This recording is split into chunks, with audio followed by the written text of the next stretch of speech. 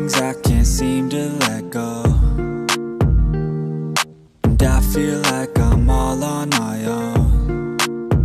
And some days it gets worse and the memories hurt, but I hope that one day I let go.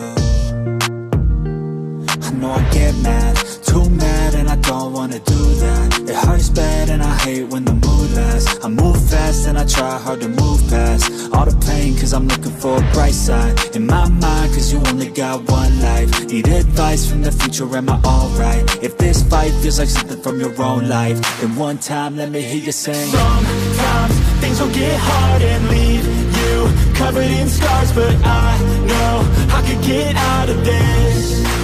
And I feel like life moves way too fast to hold on to things from the past. So goodbye to things I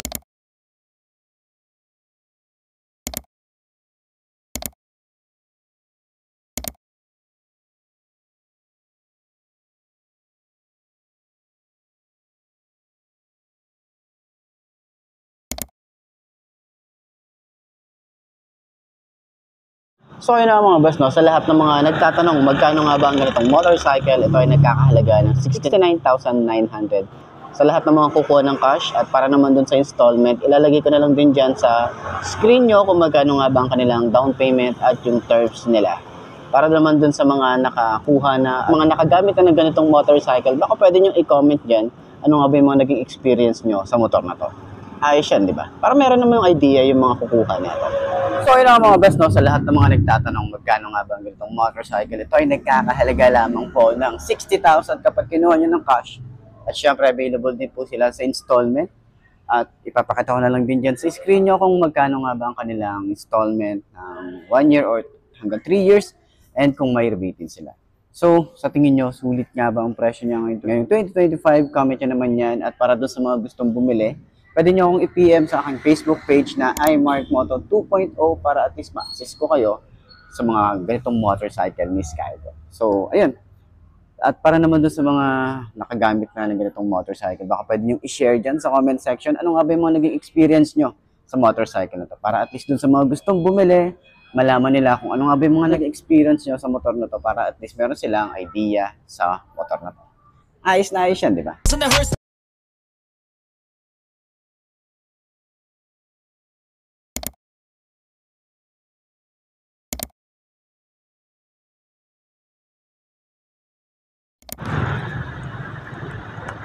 So yun na nga ngayong 2025, mauupuan ulit natin itong Keyway Cafe Racer 152 sa 5'2" na height ko. Tingnan natin, baka abot naman natin para dun sa same height ko. Meron kayo reference. So side stand muna natin. Baba muna natin. So tingnan natin kung gaano nga ba kabigat. Medyo nakalimutan ko na rin kasi yung feeling parang nakasakay dito. So yung no. So, ganyan ang itsura niya kapag naka-side stand. Okay naman yung itsura niya. No, mukhang hindi naman siya alanganin sa pag-side stand niya kapag sa mga lugar na medyo alanganin, diba? So, ayan. Ayusin natin yung kanyang foot pegs. Tingnan natin, 5'2" ang aking height. So, itsura natin. Medyo sub-sub na kagad. Tapos, sobrang tingked. Ayan, sobrang bukaka nung ating datingan dito. So, pero kapag nakataas naman yung ating paa dun sa kabila, tapos nakalapat naman dyan, so, magaan naman na. Diba? Kaya na nating i-handle.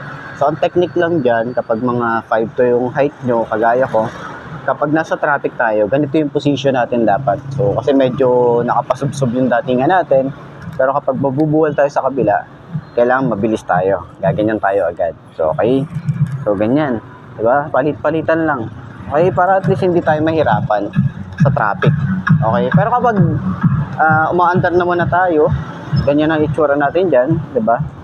So, yan. Piga-piga na lang tayo niyan. Tsaka magaan yung motor, oh. So, yung kanyang shock sa harap, ganda ng shock sa harap, oh. Diba? Sa likod, dahil nga, uy, nararamdamin natin, oh. Maganda yung shock sa likod, harap, all goods. Turning radius niya, hindi siya ganun kalawak, saktuhan lang. Yan, so medyo pasubsob nga yung datingan natin dito. Siguro pag medyo mataas ka pa, sobrang sub-sub ka. Pero para sa kagaya kong 5'2", hindi naman tao masakit sa likod, no? Saktuhan lang din. Pero sa long ride, tingin nyo, lalo na yung mga nakagamit nito, sa long ride, okay ba siya? Diba? Pero para sa akin, marami na ako nakikita na ganito, all goods yung kanyang sound check, no? Kapag ito yung nakakasalubong natin or nakakasabay natin sa daan. Ayan. So, ayun na nga, para dun sa lahat ng mga gustong kumuha na ganitong motorcycle, lalagay ko yung contact number ng Mitsubishi Pulilan branch para sa mga mag-i-inquire na to, para at least direct na kayo sa kanila. Or pwede nyo akong kontakin sa aking Facebook page, message nyo na lang ako, and pwede ko kayong i-assist. Ayos, di ba? So, ayan. Abot naman, magaan, all goods, di ba? Sa price niya, alamin natin. Okay? So, center stand ulit natin. Yun, no? Madali lang din siyang i-center stand, magaan. Ayos. So, ito nga ngayon, 2025, nakita na rin natin itong Earl 175 ng Skygo at medyo matagal na rin naman tayong naghihintay ng unit na to dahil nga last time, meron silang dumating, tapos biglang na-pull out. Hindi natin naabutan yon. Pero ngayon, meron silang dalawang unit dito at para dun sa mga gustong kumuha ng ganitong motorcycle, pwede nyo akong i-PM sa aking Facebook page na iMarkMoto 2.0 para at least ma-assist ko kayo kung magkano nga ba ang presyo nito. At kung kukuha kayo ng finance or dito sa casa. So, dalawa din kasi yan. Okay? Para at least ma-assist ko kayo at makatulong ako sa inyo sa mga dream bike nyo. Okay? Katulad nito. So, ayan. Isa sa mga nagustuhan natin dito, yung handlebar niya. Napakalapad ng handlebar. Naka-bar end tayo dito. Yung side mirror niya. Tapos yung screen o yung kanyang panel is naka-round style na digital na siya. At kagandahan, yung kanyang headlight is naka-LED na rin at meron din tayong maliit na bulb dyan. At yung kanyang taillight na ang cute-cute ng itsura niya. Tapos bagay na bagay dito yung kanyang design kasi nga maliit. And then, the signal light niya is naka-LED. Halos lahat ng ilaw nito naka-LED. Okay? At yung signal light dun sa harap. Ayan. Gas tank niya, malaki yung gas tank. At yung upuan natin dito talagang pang classic yung design na meron to. Okay, naka-timing chain na rin tayo rito. And, ayan, 5-speed nga pala ang isang to, kahit sabihin natin 175, 5-speed. Eh, malalaman natin yung, ano niya dyan, yung power niya, and then yung torque niya. Ayan, nakita nyo naman sa specs natin. So, ayan, side stand natin para at least, tingnan natin, abot ba ng 5 to na kagaya ko? Ang ganitong motorcycle. Diba? Mukha naman din siyang mababa. Okay, so, isa pa nga pala sa nagustuhan natin dito, yung shock nga pala nito, meron na siyang baso at adjustable siya, parehas adjustable.